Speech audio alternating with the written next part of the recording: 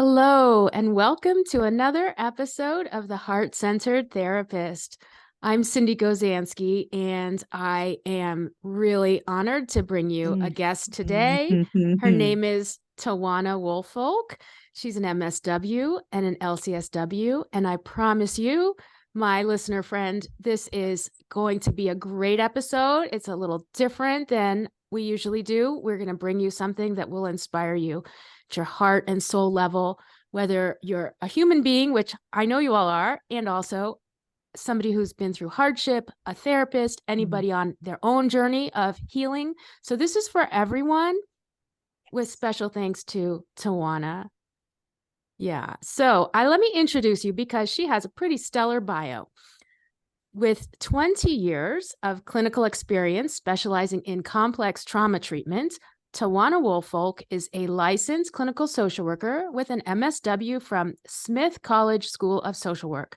She is certified as both a trauma professional and a certified grief specialist and is trained in safe EMDR.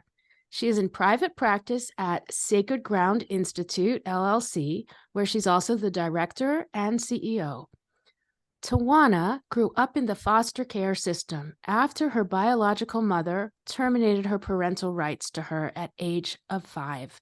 She suffered malnutrition, educational neglect, sexual and physical trauma.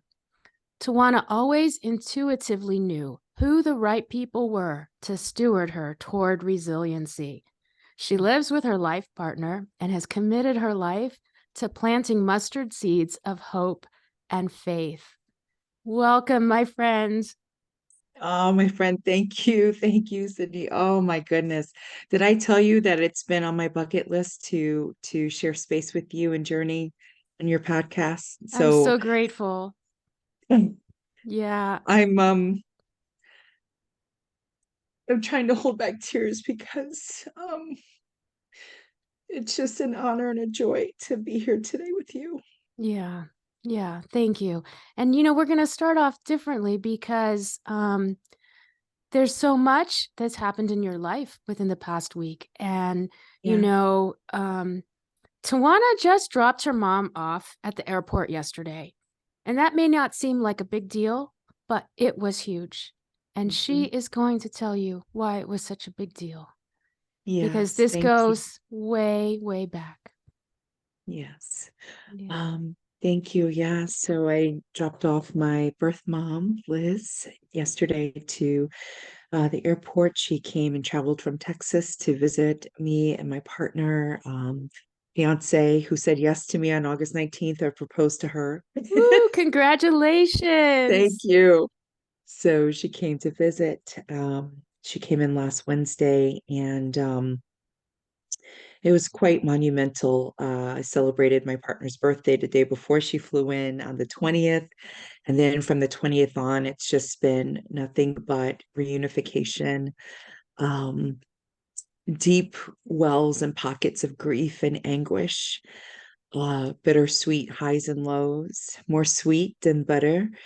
Um, a lot of moments of traveling back in time. And but the one beautiful unprecedented experience was having her join me for a party I threw myself. Yes, I did throw myself a party for 20 years, a 20-year anniversary of being in the field of clinical social work.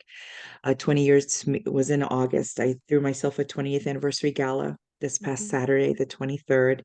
Pretty cool. We're And going to get to that. And what a great yes, precedent for other therapists to think about doing. yes. Yeah. But what was quite amazing was for her to be present and to receive and bear witness to almost 30 years worth of history that she wouldn't have gotten otherwise from all of the stories from my beautiful guests of honor. So Ah. that was quite amazing. And, we had been separated for 38 years, and we reunited virtually with the support of my beautiful therapist at the time, who helped me orchestrate it virtually. And we reunited June 15th of 2022 virtually. And I planted some, as you said in your opening, mustard seeds of hope and faith, and which inspired the one quote that my birth mom said that she will never forget, does have profanity on it. I don't know if I can share, if I Oh, can yeah, say be yourself. she said to me, she said, baby girl, when you ever said that I fucking deserve freedom and healing, that I don't have to be, and she gave me permission to share this, I don't have to be this dirty 5-year old anymore, that I fucking deserve to heal and I deserve to love her and me. She said that it was all I needed to hear, and she's been in therapy ever since. Wow. And I hope her therapist listens to this. I want to thank you because I knew that my mom being in therapy this past year and showing all the way the fuck up for herself would Mhm. mean showing up for me, and that would help me neurocept the greatest safety with having her visit me, because there's no way that she'd be able to truly share equitable healing space with me without her showing up for herself first and doing deep trauma healing. And I just want to thank her therapist so much. Yes. Oh, thank you to Liz's therapist. Hopefully you're going to listen to this and see what a gift you have given this mother and daughter to heal together. And I just want to let our listeners know, I think this is so important that we are creating a sacred space here on a Yes. podcast for Tawanna, her first real sacred space to talk about Yes. reunification with her birth mother and what that experience was like. And we are looking at healing of trauma and resilience as Yes. therapists, right? She is a master's level graduate of Smith College social work. I mean, you're talking to the best of the best, creme de la creme. And we're going to hear about what this journey was like for her and then to reconnect with her birth mother. Yeah. Yeah. It was quite a journey. One that didn't didn't realize that I was going to embark on, and but only dreamt of. Um, and I just never would have imagined that, at 5 years old, that all I remember was being just separated from her and my maternal aunts at the time, and being, taken by, two staff of a what I think was like more like an orphanage, or like a state, kind of group facility for youth. And it was a rainy day that day, and they put me inside a white car, and I just remember banging my little brown fists on the back of the window.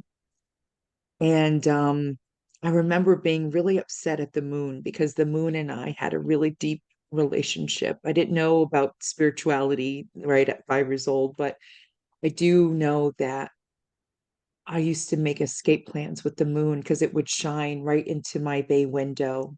And it was the most consistent object.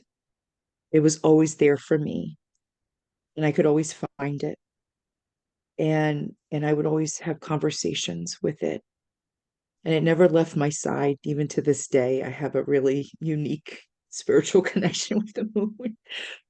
But I never knew that it would keep its promise and help me reunite with my mother 38 years later.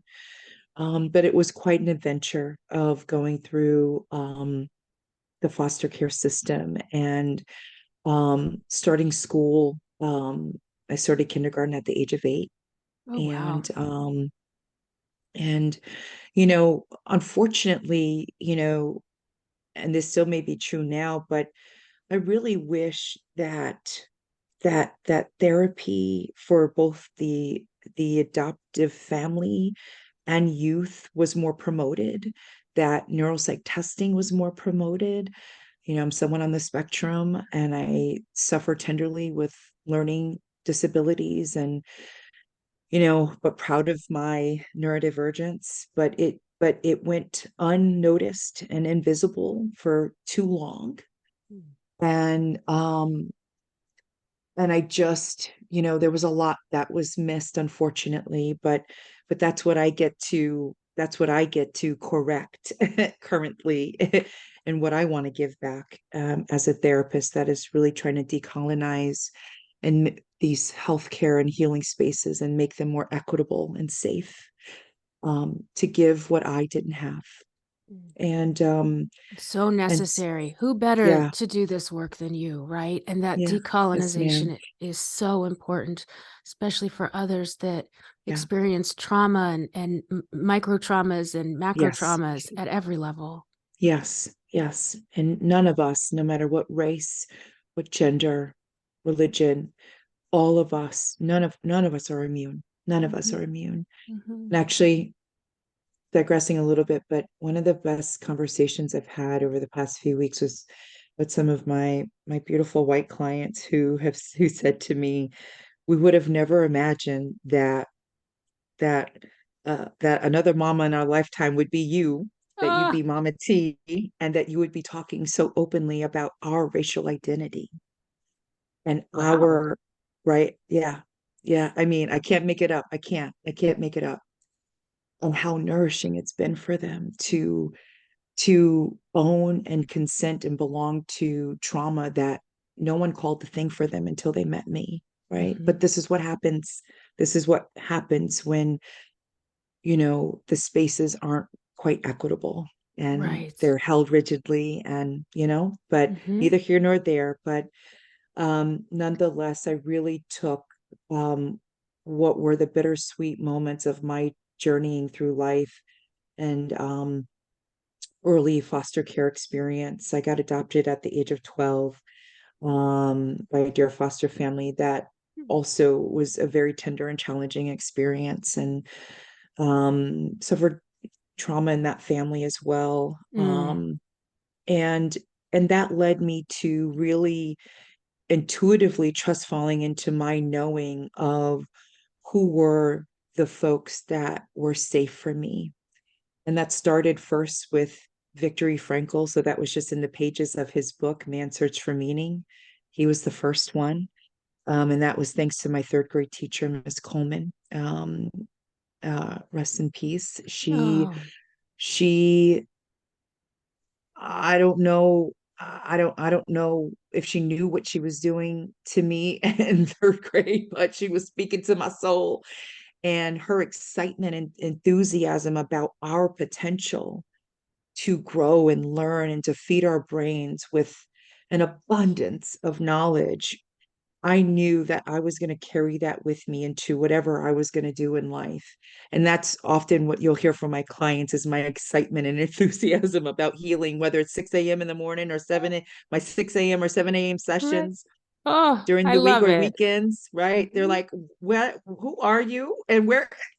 Right. I want some of what you have, that Let energy. me tell you, that is all Hmm. Miss Coleman. Listen, Well, she and just spoke to me. right. And I really want you listening to think about there had to be a teacher or a mentor or Yeah. somebody, but like Someone, Tawanna, to remember your third grade teacher's name and what she did for you, right? I can think, okay, I know my second grade teacher's name, but think about it. Who impacted you? For me, it oh, was yeah, actually Mrs. James, my fourth grade teacher, yeah. that really incited for me love of study and called me Ah, out. Like if I ever said the word stuff, she said, we don't say stuff. You have to be more specific, right? And thank you, Miss James. Yes, let's give her her exactly, flowers. Oh my goodness, exactly, yes. right? We learned how you could hear and all of Ah, these different things. And so, but what we digress, but the fact is, all yes, along the way, you have a beautiful point. consistent marker of Yeah, something, whether it's the moon yeah. or a teacher or someone, Victory Frankl. Viktor Yep, Frankl, that's going to guide yes, you. And we yeah. never want to discount what that is for our clients, right? So when No, Tawanna, you said, "Oh, it was the moon. I'm 5 years old, and the moon was like saving you yeah. each night." It was. Yeah, Mm-hmm. it was. We are fearfully made. We have no fucking clue of our capacity. Mm-hmm. Who really? Yeah. And And who would so, know, right? I mean, yeah. And what I really want, especially therapists who are listening to this, right? Because we've sat with system kids, right? That's what we call it, right? You work in an agency, you're like, oh, that's a system kid. Well, friends, we are talking to someone who came up through the system and is changing the lives of others in a way that makes it tangible And she is going to help you next time you sit with somebody who's been in the foster care system or who has tremendous trauma and had Yeah. abandonment of their self and their own Yes. capacity. And so hmm that's why this episode is really important. Yes. Yeah. I really appreciate you squeezing the lemon around that because I I don't think we, and this is for my dear fellow therapists and just other healers and just humans out there that are going to listen to this, please do not underestimate the power of connection and attachment. It literally takes milliseconds. It literally takes milliseconds. And I think about how for over 30 years of my life, I really tried to be non existent and make myself invisible. And and would cover up mirrors, would Mm, literally jump at my own shadow because I truly did not realize the magic and power. Despite what people were pouring into me, my parts and pieces were calling bullshit on that big mm, time because my insides were less than hospitable, filled with self-hatred and insecurity and unhealed trauma. And until I did the deepest of my healing a few years ago, through EMDR intensives, um, that was the true game changer for me. And that's when I started going on social media. I had launched my Facebook account back in 2007, 2008, but never posted until the summer of 2022. oh my, that's Literally, that's when I tell you awesome. I was literally trying to be invisible, like literally. And I want everyone to go to Tawanna Woolfolk's Instagram right now and see there's no reason for her to be invisible. She she is goddess material. Cindy, you are too much. It's truth. I only speak the truth. Everyone knows that. Uh, But it's true. And you yeah, know what? This is all part of that. it is. Permission Permission, giving of yes. ourselves. And Love you were that. saying earlier, someone gave you permission. Someone gave me permission. Yeah. And a lot of different people, right? Tell me about that. Someone who I consider a true mother and maternal figure, who I encouraged to go and pursue her master's in family therapy degree as a second career in her 50s. I'm so proud of her. Uh, Sheila Hubbard Spittler. She is one of my mamas. I met her when I was 15. Mm, And we work in the same suite together and we are making magic together with healing. um, to my college professor, Mary Lesser, who um, who she and Sheila banded together um, in my sophomore, junior year of college, and they were like, "Not on our watch. You are not failing out of school." Because I was on my way out, and I didn't know that they had like parent teacher conferences in college, but that was a thing. They were like, "Not on our watch." Sorry. The mm-hmm. professors band together, and I went to Quinnipiac Oh. University at the time. Graduated there in 2003, and let me tell you, those professors and Sheila band together and I was able to get my GPA up and get my mental health on track to the point where I was able to travel abroad and live in Australia for a little bit less than a year. To the neighborhood, my neighborhood that band together. I was a neighborhood babysitter, pet sitter, house sitter. They band together to help me get money together for college admissions and Mm, for prom. I mean, it truly took a community. And that is why I desperately, it is a non-negotiable to weave that into my work, the mhm, power of community and how healing that can be as long as it's safe and equitable and optimal, because there would be no me without all those who took major sacrifices of kindness to show all the way up for me. right. How did you learn to receive care? You're talking about community pouring into you and giving you this care and resources when, the tragic being given up by your birth mother experience made you feel like unworthy. Mhm. You know, Sydney, I believe I'm still learning. It still takes my breath away Mm. to be graced by others' kindness. I don't know if I'll ever, I don't know if I'll ever not be shocked. Maybe it's still a growth edge of my own healing. But I tell you, that first, I got my first glimpse of hope with my my safe EMDR therapist a few years ago. I, until working with her, I didn't know on a cellular level and from like a client, both a client perspective, but a humanistic perspective of what it would be like to be held with joy and delight and for someone to stay steady with you, no matter how much you're fighting. Like my parts and pieces they were acting all the way up. And I love how you And say she parts just, and pieces, my parts and yeah, pieces, right? They're still part of yourself. yes. Yeah. And they were showing all the way out. And she just, nope, she was right fucking there, right there in the pocket with me. Mm-hmm. And that was when I first realized that I got like literally, it was like a lightning bolt, was like, oh, oh, wait, I am worthy. I am worthy to take up space. My existence does matter. Like I literally felt it on a cellular level as I was doing my healing with her. And this is why, like, there's no better way for me to show up as a therapist than to be doing my own healing, my own advanced supervision, because to know what it's like to be held, deeply held with joy and delight and with unconditional positive regard, you've got to be a recipient of that. You've got to be in the client seat. You can't unknow that feeling because that's what helps me stay steady. And that's right. And that has just been that was the start truly. And this was just what I'm 43, I'll be 44 in December.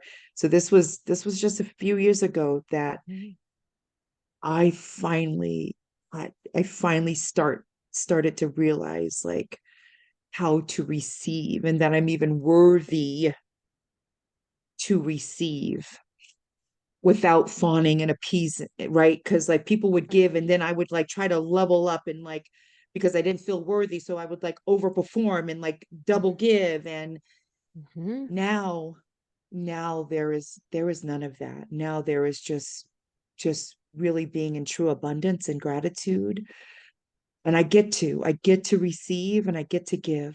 I don't know if that makes any sense, but Oh, it does. It really does. And what I find so powerful too, and thank you for sharing so vulnerably, because this is just so touching deeply to me, and I know to our listeners.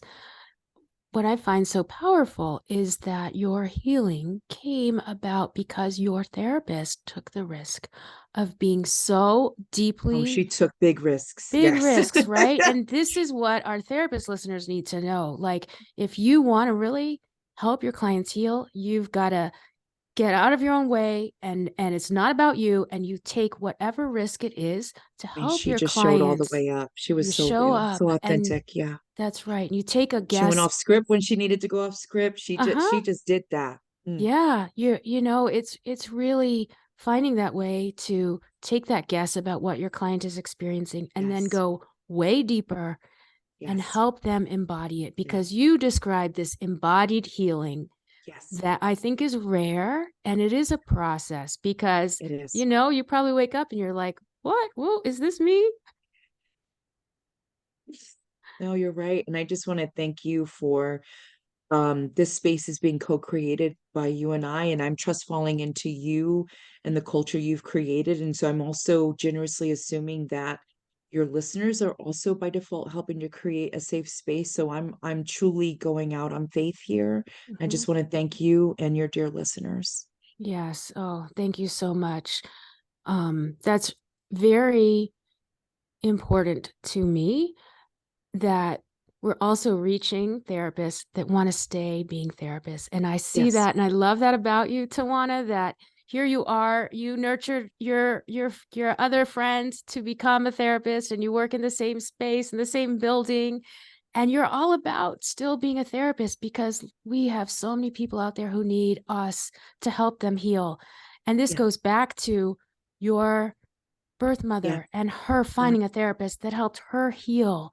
And then you two come together. Like, this is phenomenal. So tell us a Healing. little Oh, about that, right? Like you said, your mother, your birth mother, Liz, came to your 20th gala. She got to see your office. A lot of us have parents that have never even seen where we work. They don't even know what we do, right?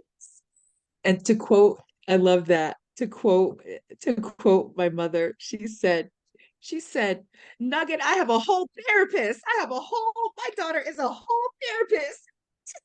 Ah, And I just never, like, it is such a thing, like, for a parent to take joy and delight in their child. Like, that is a thing. And it is such a need. It is an attachment need. We're born with it and we will die with it. and she And gave that back to you. yeah, She oh gave that yeah, back to you. Mm. yeah, because that has been restored within her because of her, the healing with her therapist, that she is now able to no longer self-abandon, and she's able to treat herself now, that 5-year-old in her, with joy and delight, right? And be unfucking apologetic about truly belonging to self and healing and showing all the way up, right, for the things she deserves to, and live the rest of her life in peace. And that's what she is able to then pour back into me. And I truly have been made whole. I mean, it truly has been made whole. Like, I feel just so satiated and content. And to see her not only be embraced by my chosen family and friends, but also at the gala, I had clients at the gala, like, and for me, healing out loud and by example, so that others aren't dying quietly, is a thing. I really try to eradicate any shame, secrecy, or silence around the healing and growing we need to do. And why not me? Why not me have my folks there to see it in action? Mm-hmm. It doesn't look pretty. It's not supposed to, but we need to know we don't have generative examples of healing That's right. through the messiness, through the bittersweet highs and lows of it, what it truly can look like, sound like, feel like, be embodied like. So that's why it was important for her to be here, important to have open conversations, important with her consent to share about this. She and I are on a mission to talk all about forgiveness, to talk about healing, to talk about intergenerational trauma, to talk about safe spaces. Um, this is what it was about. And for some of my dear clients and my chosen friends and family to see it live and in action with the safe space that I tried to cultivate on Saturday, because it was all about healing. Ah, It was just breathtaking, yeah, once in a lifetime experience. that's amazing. So phenomenal. And to set that up as an example as well for your clients and your chosen friends and family to see this, to not hide. And I think Yeah, what Tawanna you say is that it's not pretty. It's not always pretty. It's supposed to be messy. yeah, But when we show that, all of a yeah, sudden, we see yeah, ourselves. yeah, Oh, okay. It's all right for me to yeah. be messy like that as I try to That's right. heal with my Yes, family, with my yes. friends. Mm-hmm. Yeah. It's not, healing is not supposed to be performative. And one of my biggest, if I had a gripe about the mental health and medical and healthcare field, it is that we have made, and I own this bias, I own it, we have made it performative. We've made it performative by comparisons, or you should or you shouldn't do. We should a lot on ourselves and each other unfairly. We judge. We lead too much with judgment, criticism, and bias of each other. And that flows downhill to our clients. Our clients cannot know, they can't unknow that. We have made it performative. We truly, the fact that our clients are so concerned about, am I good enough client? Did I do that right? Did I say what? And when I say to them, they're struggling with getting their words out, say, be messy with it. And as soon as I just say, be messy with it, then they just, right? It just, the performativeness melts away and they just say what they need to say. And I got them. I just Exactly. got them. Right. Right. Oh, I tell you, it is just profound to allow the space to be what it's meant to be and to show up equitably and humanistically and to truly lead with authenticity Mm-hmm. and humility. It's brave. It's brave. Healing is brave. It's Yes. brave It's very brave. and it's tender Mm-hmm. and Those it's tender. words, yes, you say that a lot for very good reason. There's so much tenderness there. And I think that performative part is also doing a disservice to the therapist community as a Yes. whole, because that's Yeah. another reason that we as therapists are so isolated and fearful of connecting with our colleagues because, oh, what if they judge us? Or, they're too fancy for us. Or, what if they have a criticism about the type of therapy I do? It's so hard, right? And I Yes. think that performative piece gets in the way. Yeah. Yeah, Sydney, I was in such shame, secrecy, and silence, really up until I got onto this past year about the fact that I love my clients and I tell them that. I Oh, hug this them. is I why I hug love them with you, their consent. Tawanna. I do. I was in such shame, Yeah. like major, major fucking shame. I'm of service. I just do whatever the hell it needs to take. I created a resource, my Buy Me a Coffee page, because I was tired of my clients not showing up for their healing because they literally did not have the freaking money. What is that? What kind of world do we live in that you literally have to self-abandon and not get the care that you deserve? So I created a resource that some colleagues encouraged me to create because I give a lot. And they said, have you ever thought about just creating something where like people could just like, like, kind of like a tip jar, Yeah. And I was like, okay. So then I just decided to create that as my access and equity fund. And it's a community thing. The clients give into that, my colleagues give into that if they want to give of their hearts for something, Mhm. and those proceeds go to my clients. And when they can't, if they can only give $5 because that's all they can afford, for that's what they can afford, and Right. they pour into the pot. And then that also then gives to the next person that doesn't have the funds. Or maybe I've got several clients that have gone back into certain educational programs and give them a scholarship so that they can partake in social events through their program. And for train fair or this, I I needed to literally eradicate any red tape, any colonized Exactly. Right. gatekeeping, any of that, so that people literally can show all the way up and truly receive. Mhm. And I was in shame about that, because even when I started out as waitressing, my peers would say, "Oh, why are you being so extra? Like, why are you being so nice? Like, nobody's never that. Like, oh, like that." Like, I mean, it was like the disgust that people would like truly tease me and bully me about my kindness. Yeah.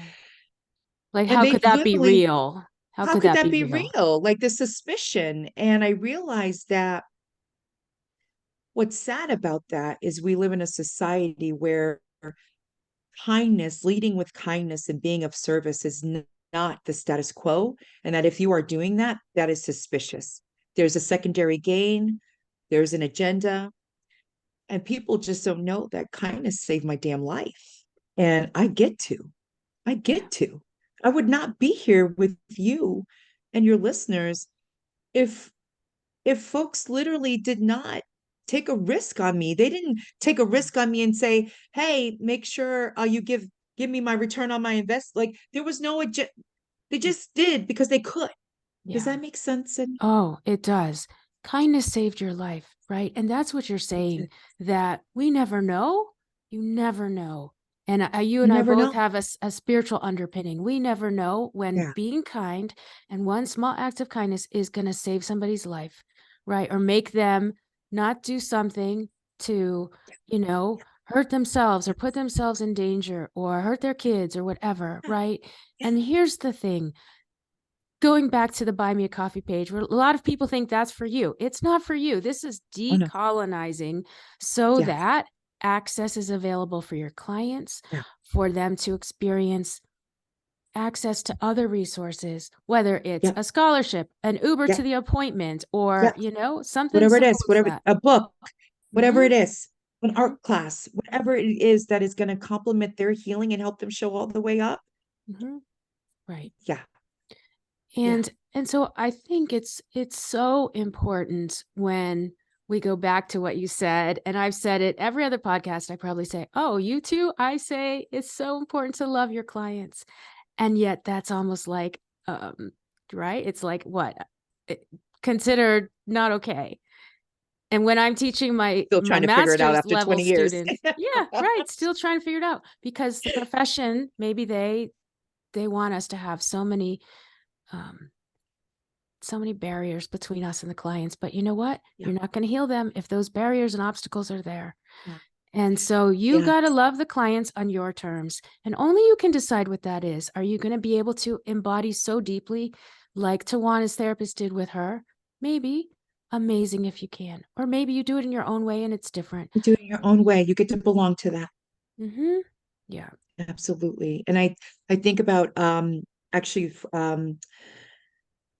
Friday, um a week ago, this past Friday, I got my the official word that I was certified in EMDR, and so I got my official certification, and Congratulations. thank That's a long you. process. Woo, Yes, great. and now officially a consultant in training. And what was as I think about what we're talking about, I think about my own journey just to be a face to represent um other clinicians of color. And I think about my journey of the gatekeeping that was had in my own, just to be certified in EMDR, and the discrimination and bias that happened due to my race, due to my Mm. neurodivergence, and maybe not being good at, I don't know, like showing up with my clients in a way that wasn't,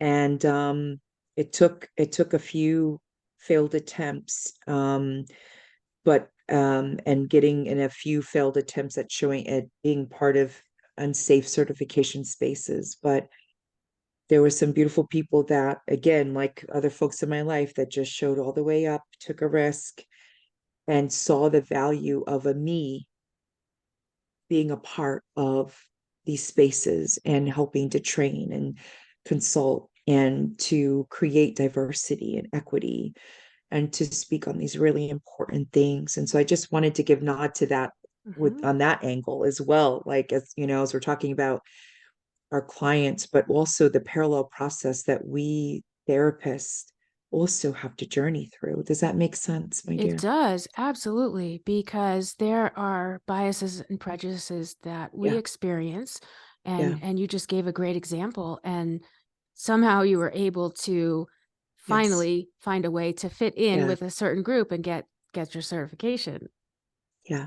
And Yeah. I'm so thankful because Hmm. now I truly, like, I can really do, show up and contribute and give back and uplift other beautiful clinicians, you know, Hmm. that need that support. Yeah.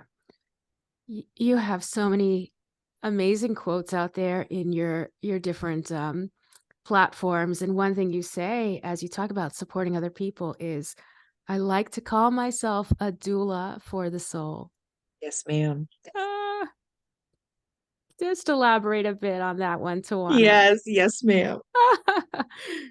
Love that you You did your me search, didn't you? Oh, I did. I did because you're really so compelling. I mean, we want to hear more about this. So yeah, so my dear partner, she has supported me on this, but I've chosen not to bear my own biological children and instead share my paternal and maternal energies and gifts through my work and through healing with my clients and my fellow colleagues that come to me for advanced supervision and consultation. All of them are my babies. All of them are my babies. I don't know what it'll feel like to birth my own children, but I do know what it feels like to birth someone through the deepest of their anguish and grief and trauma through to their most favorite healed lovable version of themselves. And I can't go back. And so from that I just nicknamed myself doula for the soul, because that is literally like that is it. Like it just describes what I do. Like this what I do. Like I am birthing. We are doing some deep work on a cellular level. It is felt, it is embodied. You can't unknow it, you can't unfeel it. Every part of your sensory system and your body feels the healing we go through and we get birth through. And so that's a little bit of the story behind that nickname for myself, doula for the soul. Mm. Oh, I love it. And I mean, it brought tears to my eyes because it's so touching. And, anybody who questions themselves if they don't have kids for whatever reason, right? But Yeah. they're doing this work of being a helper and a healer. Yes. Yeah. Rewind that and listen to what Tawanna just said, that we are Yeah. still, myself Yes. included, healing Yes. and birthing others. And it Yes. really is a beautiful testament that I'm going Mm. to internalize because you're speaking right to my heart and soul too. Yeah. Yeah. Yeah. That we get to reparent, right? And so that my mamas and papas can learn how to then show up beautifully for their children, right? And so on and so forth. That it truly is the gift that keeps giving. And there are so many ways that we can express our maternal and paternal gifts and energies. And I again used to be in shame, secrecy, and silence. I just came out with that last year, broke my silence in around Mother's Day Mm. of 2023 around this, because I used to think that people would think that I, again, being extra, but I can't unknow that for myself, that's my path. That's my path. And I just have an abundance of fucking love to get. I don't know how to turn it off. I mean, so why We not? don't want you to. Why not? Don't turn Why it off. not? Why not? Exactly. Why Exactly. not? And I really also appreciate you bringing in the polarities that we do also have Yes. this masculine and feminine Yes, energies in us, we do. and people might look at both of us and think like, oh, well, we're pretty feminine, but we've got a lot of masculine energy too. Yes. And you have to balance those things. Yes. That's maybe Yeah. for another podcast. Absolutely looking forward to Hmm. it. But going to what you were saying about the self and like that permission and Yes. belonging to yourself. You say this time and time again, like belonging to the self. Can you help us understand like what that really means? Because that also set you free. Yes. Yeah. Thank you. So I came up with a concept that I teach my fellow therapists and nationally and internationally, as well as my clients, about this concept of self-consent. And we all know what like consent is, like kind of stereotypically like what consent is. But I kind of wanted to bust the walls out from around that. Of course, with my pink fuzzy wrecking ball, this is what I use to like clear some shit up. That's great. Yes. So what when I talk about this concept, it is and I learned this, actually came up with this theory from some of my beautiful clients, who were clients that came to me after some form of childbirth loss. And I realized that there what they were coming to me for wasn't necessarily like what was keeping them snagged and stuck in their unhealing wasn't necessarily the literal death of their baby. It was actually the fact that they did not consent ultimately to the decision that they thought led to the death of their child. So I heard time and time again, Mm. and this is over 20 years, right? So I'm just like, I Right. gathered, right, from my sociology and anthropology background. I'm just constantly like just gathering themes and Oh, me data, too. Anthropologist right? first. Yep, yep. And so I couldn't unhear how many of them would say, if I could, if I felt so much pressure from my family to go to the birthing center that, or to do this, and I just knew I should have trusted my gut. I knew I should have trusted my gut. Those beautiful clients helped me come up with this theory that I connect with this concept of self-consent, which really is truly, and also Brene Brown also helped with this. I've been studying her for the past 25 years. So she somewhat journeys around this. So I just kind of put it all together. And it really is about truly belonging to your yeses and nos and not self-abandoning that interoceptive knowing, right? Our interoceptive sensory system is so magical and dynamic, but it is that sensory system that like gives you that like intuitive knowing Mm-hmm. that most of us, right? We end up self-abandoning and going with the masses, going, right, trying to whatever systems we're a part of, right? That we can't unknow the pull and pressure to belong and to want to do, right? We can't unknow that. And there's no judgment, right? It's just something that we just do sometimes automatically.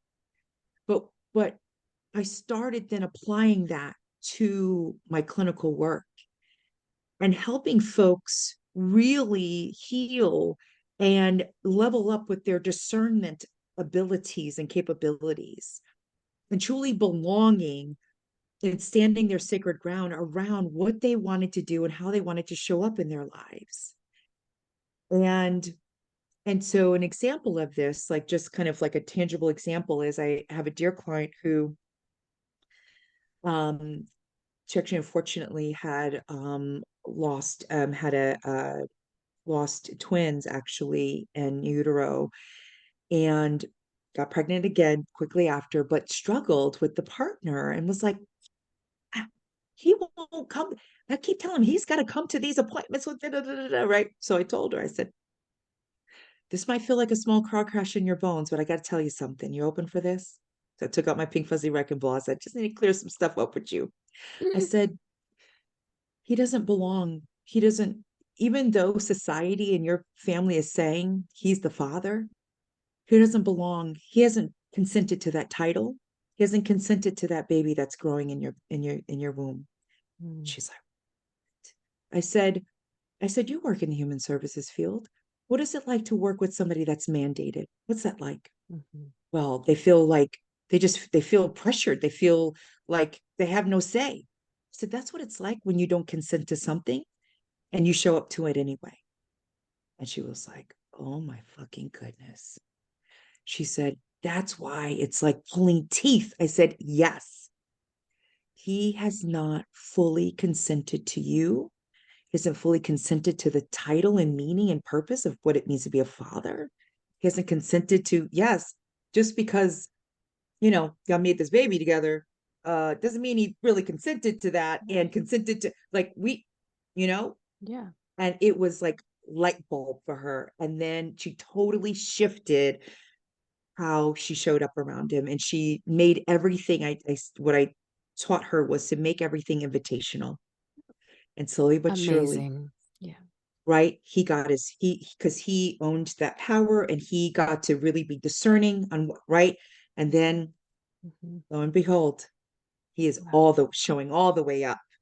Right. So I don't know if this makes sense. I know this is a lot that Oh, I'm kind of sharing, but it's just tell, it's what do an you hear in that? amazing. I hear this incredible teaching moment, a gift that you gave to our listeners that I really thank you for. And what I hear is two things. One, how important that permission is. And I've been working a lot on permission in my own life and in my practice, especially working with folks that have trauma.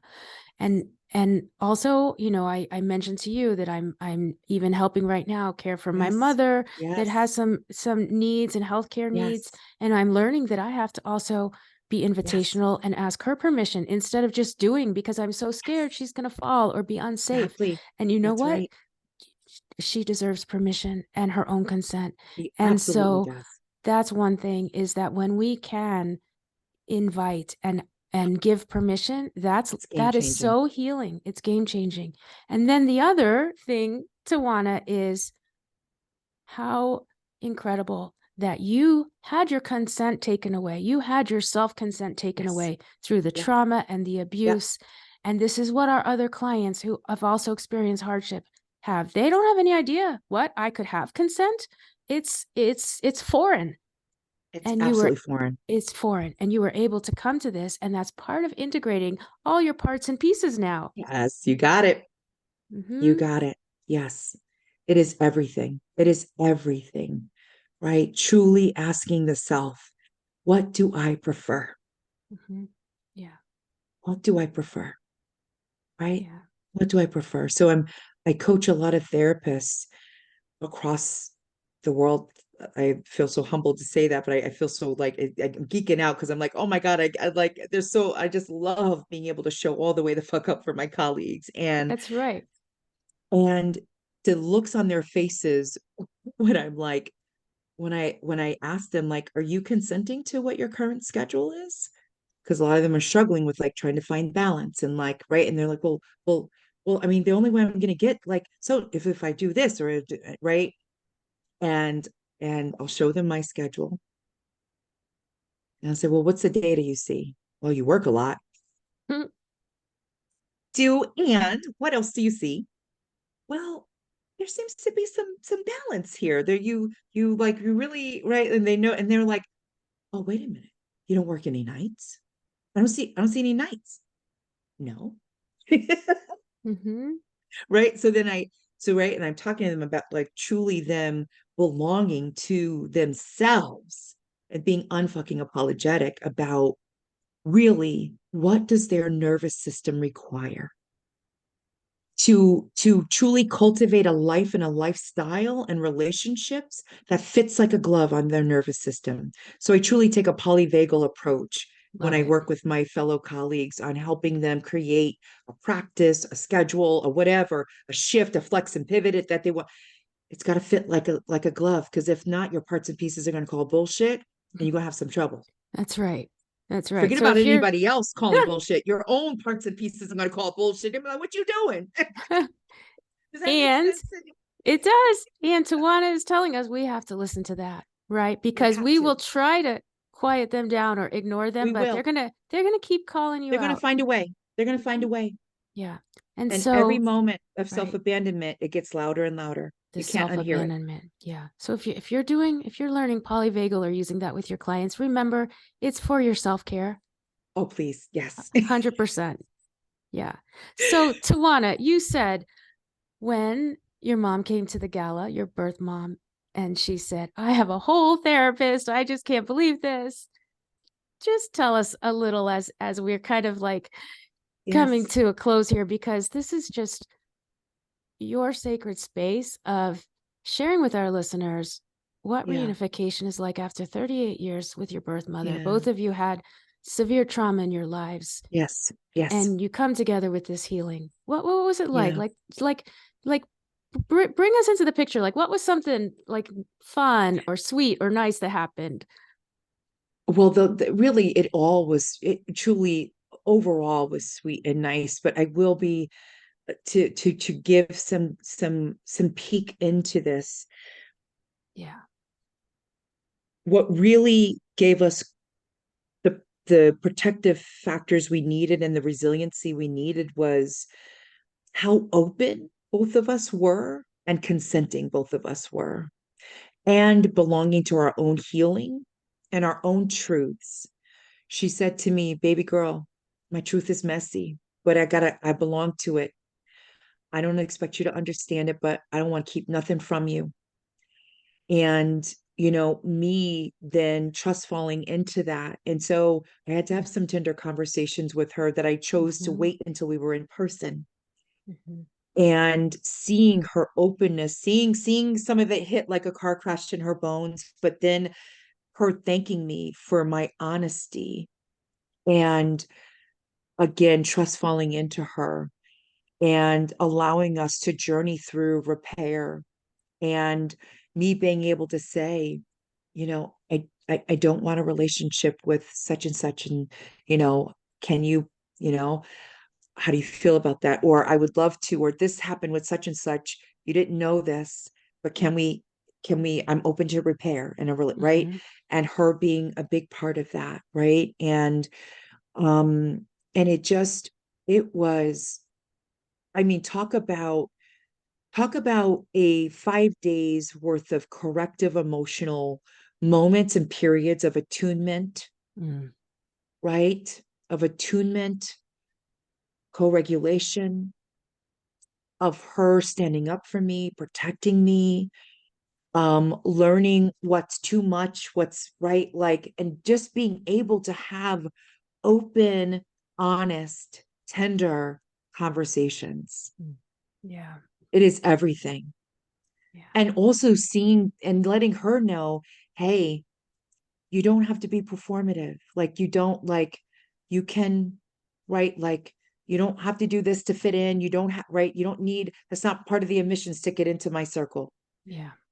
Right. And the learning that she had, her own learning curve around, right? Because at the end of the day, she is someone trying to get into my good graces, and everybody, and all my, right. Like, and she, even herself, questioning, baby girl, why are they just hugging me? Why are they just in such joy? Like, I would just think that they would just hate me because of what I did. But let me tell you, after all the speeches on Saturday, and she heard from my chosen friends, family, and clients, she literally said, and my cousin Lachey, who was bartending, heard it, and she literally had a nervous system release. It was like, she literally, like, she gasped and jumped back when she heard my mom say this. My mom said, baby girl, I have no regrets. I thought, I literally have no regrets. Like, I kept thinking and beating myself up for giving you up, but oh my God, what if I didn't? What I just saw today, I'm good. I'm good, baby girl. I'm good. Oh, Tawanna. Can't And unknow and that. you showed her that. You gave her that Yeah. healing back to her. Yeah. Oh, Yeah. thank you for sharing this. I Yeah. mean, if everyone doesn't have chills, right? And that's the Yeah. deepest type of healing and love and It is. faith, Yeah. right? Yeah. And to do it out loud and open in the open. Yeah. Yeah. Yeah. So thank you. Thank you. Thank you for sharing with us this remarkable journey of you and all you've been through, and not holding back, showing up fully. We're so grateful, Tawanna, for your presence and what you bring, and all of the amazing work you're doing with your dear clients. May you continue to love them and Yes. show up Those are for my babies. them. That's right. That's right. And be And a doula of the soul. yes, yes. And for my colleagues and soon to be colleagues and just your listeners, like, we so get to, Mm-hmm. and let's, like, figure out a way to connect. Let's be together. Let's empower, because what you're creating with your podcast and the facing in the Facebook group, like, it's just, we need more spaces, equitable, safe spaces to show all the way the fuck up, because we are magical. And I just thank you. And I'm sending you so much love and healing vibes for you and your mom. Oh, thank you. I received that, and I'm so grateful for you to be here and to create these safe and sacred spaces with all of us. So very magical. Tawanna, please tell my guests, my listeners, where they can find everything out about you. And also, you guys, you can watch this reunification with her Yes, mother. yes, I've yes. seen It's it. on Instagram. It's on Instagram. I've watched it a Yes, couple times because it's so great. I love when yes, you point to that sign and you're like, Mama, what does that say? You guys are going to have to watch it to find out. It's pretty great. yes, yes. Oh, the part, my favorite, just really quick, my favorite part was like part like when I kind of stand up after our initial embrace and I literally turn back into my 5-year-old self. And Mm-hmm. I kept, I'm like, oh, where's this shyness coming from? Like, I literally felt like a little girl. I literally, Yeah. like, it was just so amazing. But Yeah. So you have to watch so, that. And also yes, when she shows her mom her office. Those are two yes. must-sees. So where can So everyone yes, find out so about yeah, you? Sacred Ground Institute on IG. Also I just launched my Facebook page last week. My YouTube channel, I mean my YouTube channel, I launched that last week at Sacred Ground Institute. I've got a few videos posted, my intro video as well as some podcasts I did earlier in the year, some of you which you watched. And and then also have a Facebook page as well, Sacred Ground Institute. And also my folks can find me on my personal Facebook page, Tawanna Woolfolk. That's public page. And also I'm on LinkedIn as well under just my name, Tawanna Woolfolk. Okay, right. And it's sacredgroundinstitute.com. You Yes. can see her website and her offerings. Also, you train therapists and do supervision as Yes. well, right? Yes. Yes. Yeah, Mm-hmm. absolutely. Yes. And Mm-hmm. I love also public speaking and also launching into doing some long form trainings. I did my first one for Advocacy Unlimited, at 8-hour in-person training, which was just beautiful. Journeying them around some of the same guideposts that I journey my clients around. So it was just Mm-hmm. really beautiful. Um, to work with those peer recovery support specialists and supervisors. And Love it. so, yeah, getting into all of that this year as well. Mm-hmm. Love it. Well, I think a very important thing is for us to all show the F up, right? Take our listeners out with that. What should we do? Show all the way the fuck up. Ah, yes. Love Thank you it. so much. And thank you for letting me be my sweary, shiny unicorns. Absolutely. Thank you. Peace and love.